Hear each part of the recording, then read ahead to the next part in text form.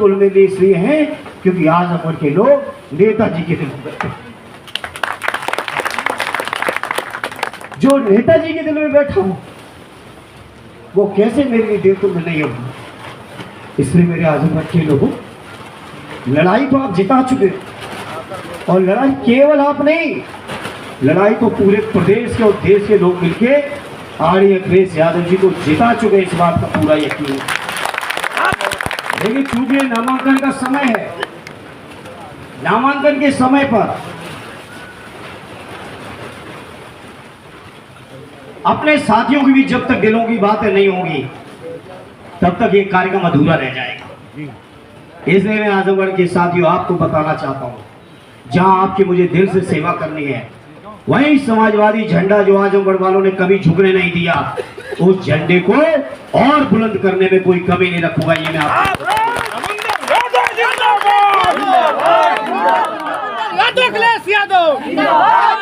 आजमगढ़ के हमें तो याद है 1993 से आज तक जब गठबंधन बनाया था श्रद्धेय नेताजी ने मान्यवर के साथ, उस समय आजमगढ़ और मऊ शायद एक ही जिला हुआ करता था। 14 की 14 सीटें सपा बसपा गठबंधन को देने का काम आजमगढ़ के लोगों ने लगातार 4 बार आदरणीय रमाकांत जी को भी सांसद बनाया आपने। श्रद्धेय नेताजी उसके बाद सांसद रहे, आदरणीय अखिलेश यादव जी सांसद रहे। 12 का चुनाव हो 10 में से 9 सीटें, 17 के चुनाव में जहां बीजेपी 325 देश में पा गई थी, वहां आजमगढ़ में से केवल 10 में से 1 सीट पाई थी। वो भी इसलिए पा गई थी कि हमारे ही समाजवादी नेता का बेटा उस क्षेत्र से चुनाव लड़ गया था, इसलिए पा गई थी। नहीं पाती बीजेपी 2017 के चुनाव में भी। और 22 के चुनाव में आपने फिर साबित कर दिया कि आजमगढ़ नेताजी की सरजमी है, नेताजी की सरजमी रहेगी मेरे साथियों। 22 का चुनाव उपचुनाव एक्सीडेंटल जीत जरूर हुई बीजेपी की। हम भाइयों में थोड़ा मतभेद हो गया, हमारे जमाली साहब सामने आ गए, भाई ने हमारा बड़ा नुकसान कर दिया, थोड़े वोट से हार गए। लेकिन मैं धन्यवाद देता हूं इस मंच से अपने राष्ट्रीय अध्यक्ष जी को, जिन्होंने आदरणीय जमाली साहब को ज्वाइन कराया और आदरणीय जमाली साहब को जिन्होंने आना कबूल किया हमारी पार्टी में। उसके बाद तो फिर कोई चुनाव ही नहीं रहेगा। जहां आजमगढ़ के मेरे लोगों, मेरे भाइयों, मेरे बुजुर्गों, आपसे हमको जज्बाती रिश्ते चलाने हैं, वहीं मैं जानता हूं कि आजमगढ़ की सरजमी मामूली सरजमी नहीं है। देश के सामने जब कोई बड़ी राजनीतिक चुनौती आई, चाहे देश की जब आजादी की लड़ाई चल रही थी, चाहे इमरजेंसी की लड़ाई चल रही हो, या समाजवादियों के सामने जब कभी चुनौती आई, तो आजमगढ़ के लोगों ने समाजवादियों को हमेशा झंडा को बुलंद करने का काम किया, कभी आजमगढ़ के लोगों ने पीठ दिखाने का काम किया। इसलिए इस मौके पर मैं कहना चाहता हूं, जहां इस क्षेत्र से चुनाव तो आदरणीय दरोगा जी को और मुझे आपका आशीर्वाद मिलेगा ही मिलेगा, वहीं आजमगढ़ के लोगों में आज आपको भरोसा दिलाता हूं, आपका प्रतिनिधि बन के जब जाऊंगा तो कोई दिल्ली में गूंगा बहरा एमपी बन के नहीं बैठने जाऊंगा।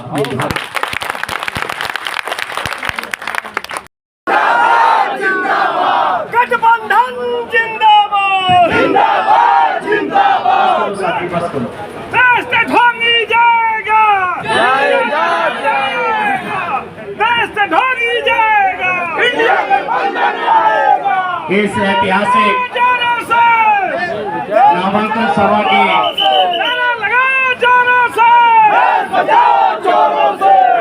भैया जिंदाबाद जिंदाबाद जिंदाबाद। अरे बस करो नौजवानों भाई,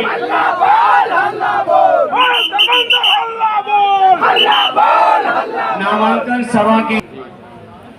हमारे अल्ताफ साहब, मंसूर भाई चेयरमैन, हमारे राष्ट्रीय प्रवक्ता और इसी क्षेत्र के रहने वाले आदरणीय आईपी सिंह जी, सभी मेरे, अब नाम छूट जाए तो मैं क्षमा चाहूंगा, सभी मेरे प्रमोद भाई का तो कह चुका हूँ, और सभी महिला नेत्री समाज से लेके हमारी चौहान से लेके तमाम हमारे इतना रात दिन मेहनत कर रही इस फ्लू में भी, सभी मेरी सम्मानित महिला नेत्री, हमारे सैनिक प्रकोष्ठ के फौजी भाई और सभी जनपद के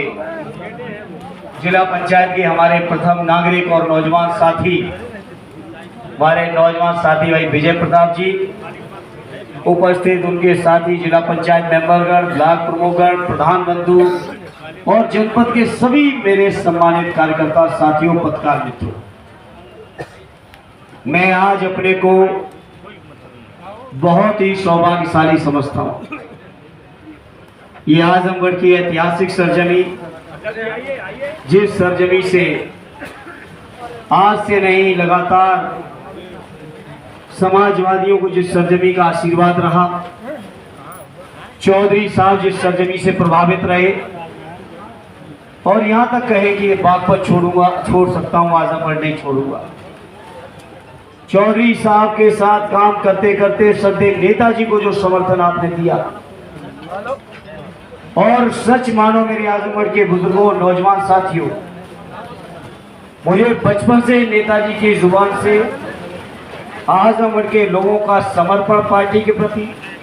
विचारधारा के प्रति, स्वयं नेताजी के प्रति जो आपका समर्पण रहा, जो आपका सहयोग रहा, जो आपका साथ रहा है। मैं आजमगढ़ की राजनीति में जरूर अभी कुछ ही दिन पहले आया हूं, लेकिन मुझे एहसास है कि आजमगढ़ के लोग किस तरह से नेताजी से प्यार करते रहे। आजमगढ़ के लोगों, एमपी बनना, एमएलए बनना, राजनीतिक पद प्रतिष्ठा पाना कोई बड़ी चीज नहीं है। कई बार पार्टी के नाम पे बड़े बड़े लोग पा जाते हैं प्रतिष्ठा, लेकिन सबसे बड़ी चीज है तो जिस क्षेत्र से चुनाव लड़ो, जिस क्षेत्र का प्रतिनिधित्व करो, उस क्षेत्र की जनता के जब तक दिल में न बैठ जाओ तब तक राजनीति के कोई मायने नहीं है। आजमगढ़ वासियों, ये क्षेत्र, ये चुनाव मेरे लिए कोई सांसद बनने मात्र का रास्ता या माध्यम नहीं है। आप सभी के आशीर्वाद से, मैनपुरी और बदायूं की जनता के आशीर्वाद से, नेताजी की असीम अनुकंपा के माध्यम से मुझे सांसद तो 3 बार रहने का भी मौका मिल गया। मैनपुरी के लोगों ने भी सबसे कम उम्र में मुझे चुन के भेज दिया था और 14वीं लोकसभा का मैं सबसे यंग एमपी होने का सौभाग्य आजमगढ़ के लोगों, आप सबके सहयोग से मुझे मिला। सत्य नेताजी को जब मैनपुरी लड़ना हुआ, नेताजी ने मुझे बदायूं भेजा और 15 साल तक बदायूं की अनवरत राजनीति मैंने की। और आज मैं फख्र के साथ कह सकता हूं कि चाहे हमारा मैनपुरी क्षेत्र रहा हो, चाहे बदायूं क्षेत्र रहा हो, दोनों ही क्षेत्रों की जनता के बीच पूरा दिलों तक बैठने के बाद आज मैं आपके बीच पूरा अनुभव लेके आया हूं। साथियों, आजमगढ़ के लोगों में आज आपको भरोसा दिलाता हूं, ये केवल चुनाव जीतना, राजनीति करना, सांसद बनने तक सवाल नहीं है।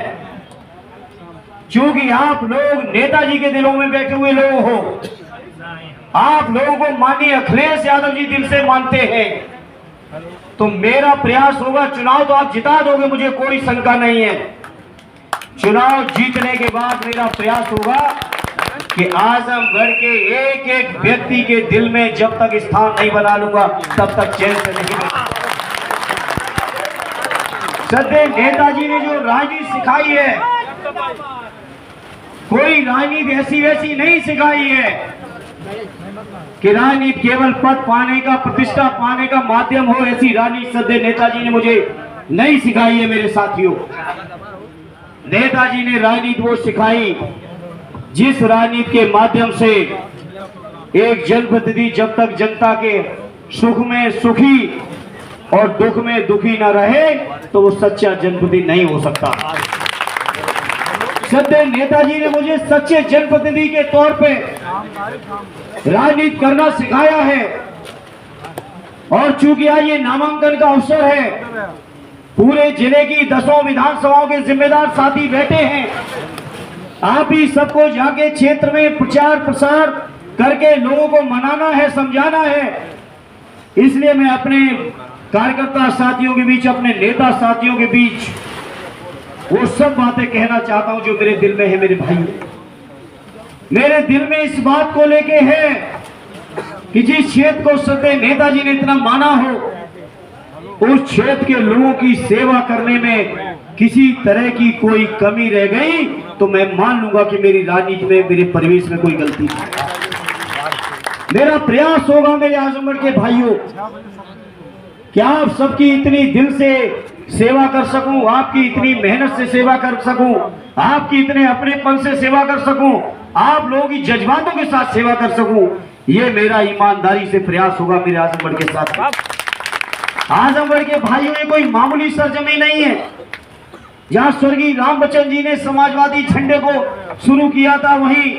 स्वर्गीय ईश्वर जी को इस मौके पर याद करना मैं नहीं भूलूंगा।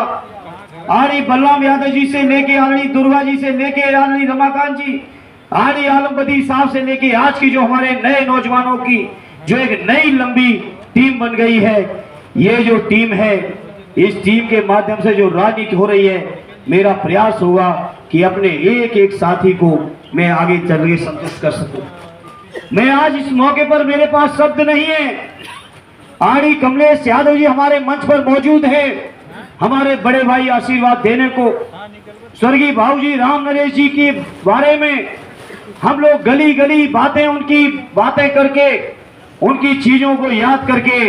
जहां पुराने लोगों के लिए हम पुराने लोगों से वोट मांग रहे हैं, वहीं स्वर्गीय चंजी जी जैसा शानदार इतिहास जिस क्षेत्र का रहा हो, ऐसे शानदार क्षेत्र की में राजनीति करने का, चुनाव लड़ने का गौरव जब माननीय अखिलेश यादव जी ने दिया है, तो कहीं ना कहीं आजमगढ़ के मेरे भाइयों बुजुर्गों, मेरी जिम्मेदारी बढ़ गई है। और बढ़ी हुई जिम्मेदारी से मैं कभी पीछे हटने वाला नहीं हूं। मैं अपने आजमगढ़ के एक एक साथी को, एक एक व्यक्ति को मैं भरोसा विश्वास दिलाना चाहता हूं। आजमगढ़ मेरे लिए कोई केवल चुनाव का क्षेत्र नहीं है। आजमगढ़ के लोग जो नेताजी के दिलों में बैठे, माननीय अखिलेश जी के दिलों में बैठे, स्वर्गीय राम नरेश जी, स्वर्गीय चंजी जी से लेके स्वर्गीय राम बच्चन जी, स्वर्गीय ईश्वर जी के दिलों में जो बैठे हुए लोग हैं, इन लोगों की जब तक दिल से सेवा न कर दूं, जब तक इस क्षेत्र के लोगों की बहुत ईमानदारी से सेवा न कर सकूं, आजमगढ़ के लोगों, ये मेरे लिए कोई राजनीतिक क्षेत्र नहीं, ये मेरे लिए उस मंदिर के तौर पे है जिस मंदिर की रात दिन पुजारी सेवा करता है, पुजारी बन के आपको सेवा करता है।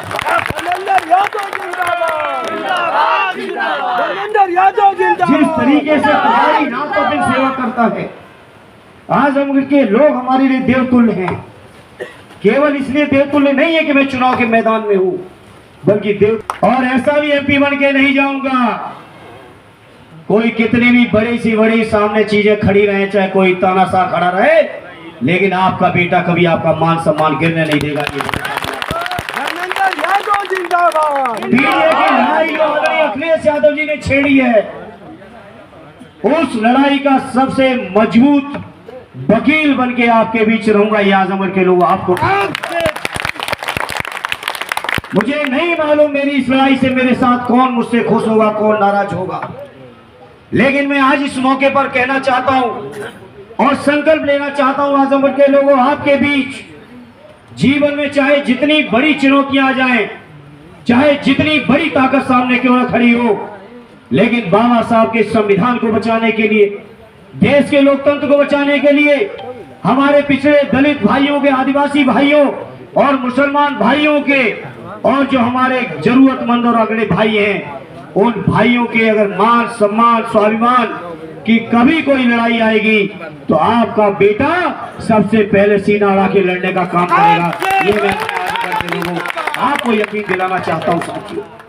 और ये बातें कोई आज मैं चुनाव की उम्मीदवारी के कारण आपके बीच नहीं कह रहा हूं। सदैव नेताजी के सानिध्य में रहते हुए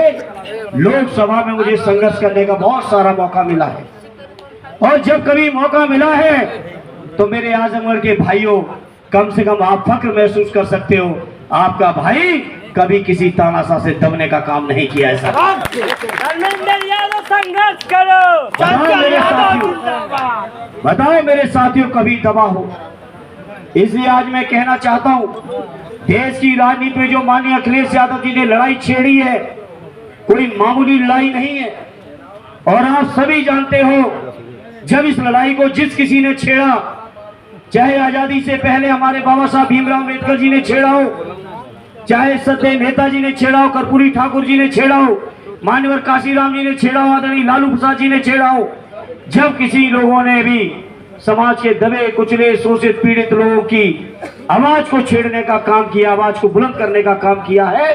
तो निश्चित तौर पे ये सामंती लोगों ने अन्याय अत्याचार में और षड्यंत्र में कभी कमी नहीं रखी मेरे साथियों। इसलिए मैं आज इस मौके पर अपने दलित भाइयों से, पिछड़े भाइयों से अपील करूंगा, इस लड़ाई को आपको लड़ना है और आपको जीतना है, और ये लड़ाई आपके हक की लड़ाई है साथियों। आज देश के अंदर चिंतन मंथन चल रहा है इस बात का कि देश में संविधान बचेगा कि नहीं बचेगा। मैं समझता हूं जो 2 चरणों का चुनाव हुआ है, उस चुनाव के वहां के जनमानस ने ये साबित कर दिया है कि बाबा साहब के संविधान को जो छेड़ने की कोशिश करेगा वो गद्दी से उतरने में समय उसको नहीं लगेगा। हमारे सम्मानित अध्यक्ष जी आज के इस कार्यक्रम में उपस्थित, शायद हॉल में बैठे होंगे हमारे जनपद के सबसे वरिष्ठ नेता आदरणीय बलराम बाबू जी, आदरणीय दुर्गा प्रसाद जी, मंचा सिंह, आदरणीय दरोगा सरोज जी जो हमारे बगल के क्षेत्र से उम्मीदवार हैं लालगंज से, आदरणीय गुड्डू जमाली साहब, मंचा सिंह हमारे जिला अध्यक्ष आदरणीय हवलदार जी, हवलदार यादव जी, मंचा सिंह डॉक्टर एच.एन. पटेल जी, साथी नफीस अहमद साहब, साथी संग्राम जी, साथी मुबारकपुर विधायक हमारे अखिलेश जी, मंचा सिंह, आड़ी कमलेश यादव जी, आड़ी विजय सरोज जी जो हमारे विधायक हैं लालगंज के, आड़ी कमलाकांत जी जो हमारे पूर्व एमएलसी हैं, भाई राकेश जी जो हमारे साथी और पूर्व एमएलसी हैं, मंचा सिंह, गुरुजी जो अभी हम लोग तो कार्यालय बैठ नहीं रहे, अकेले गुरुजी कार्यालय का मोर्चा संभाले हैं, आदरणीय हमारे दुबे जी, मंचा सिंह, आम आदमी पार्टी, कांग्रेस पार्टी के सभी सम्मानित नेतागण, गाजीपुर से पधारे हमारे साथी विधायक भाई अंसारी जी, मऊ से पधारे भाई अल्ताफ भाई से लेके साधु जी से लेके अध्यक्ष जिला पंचायत सभी सम्मानित नेतागण, बगल के जिले अम्बेडकर नगर से पधारे हमारे पूर्व एमएलसी बड़े भाई विशाल वर्मा जी, मंच पर उपस्थित साथी प्रमोद जी से लेके आदरणीय गुरु जी हमारे आदरणीय पटेल जी से लेके, अब सबको हम देख नहीं पा रहे, साथी श्याम नारायण जी से लेके जायसवाल जी तक, और सभी जितने भी श्याम बहादुर जी से लेके आदरणीय जायसवाल जी, आदरणीय डॉक्टर राम दुलार जी।